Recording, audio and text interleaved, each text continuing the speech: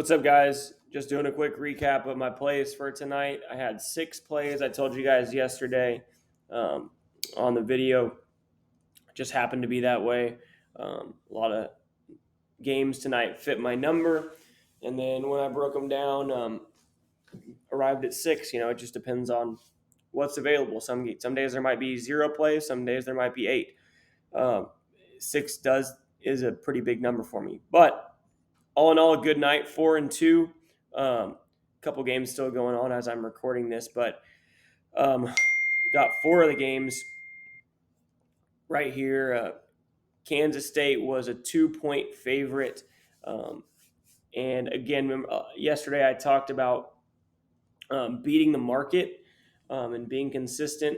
I told you guys I might put a little bit more on a couple of the other ones. I ended up keeping them all the same.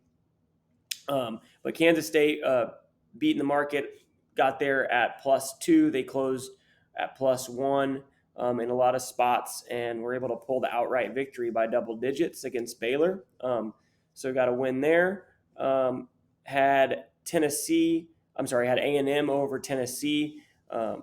Liked A&M at home in that spot. Again, beat the market there. We got there at 1. Closed, I think 2.5 the last time I saw it. It got as high as 3 for a second.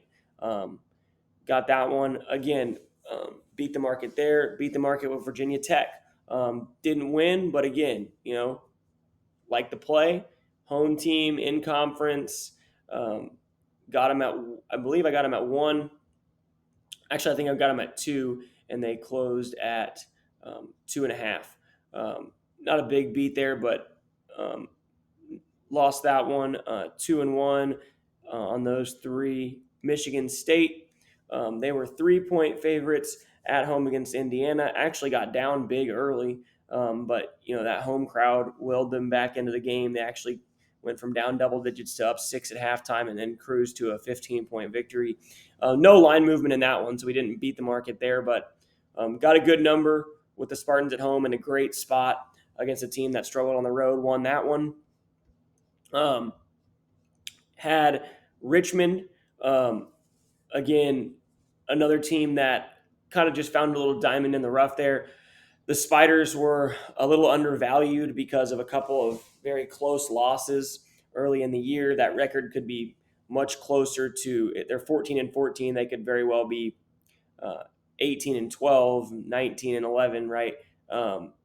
And sorry, 16-12, 17-11. Much closer of a record and kind of a standing to St. Louis. The two teams are pretty equal. And then, Richmond has a really strong home court advantage for a team in the A-10. Packs that stadium every single night, close to capacity or a sellout. They sell out a large percentage of their games. And again, just like Michigan State, got down early and battled back, put up 54 points in the second half, and willed a victory out by 3. It was a pick 'em there. No line movement on that one. Opened as a pick, closed as a pick. Got the victory there. And then the last one was a loss. Oklahoma and Texas Tech, a little closer than the score indicated. It was a 2-point game at halftime. Tech did control the game the whole way, and they've been playing a lot better basketball. But again, I like the pick, right? Got a team in Tech who was 1-6 on the road going in Big 12 play. Only had 4 wins in conference. Obviously, Oklahoma only had 3, but Oklahoma has shown the ability to beat better teams. Hung with them throughout. It was a tight game late, and OU just couldn't make enough plays. Ended up having to foul a lot late, and Tech finished a lot of really tough layups at the rim and made their free throws down the stretch. So lost that one. So overall, 4-2, really good night. Again, like I said, whether I go 4-2 here, 6-0, 0-6, I'm going to come back and tell you guys wins and losses and why I took that number, why I took that team, and hopefully give you guys a little bit more insight into how to improve your wagering.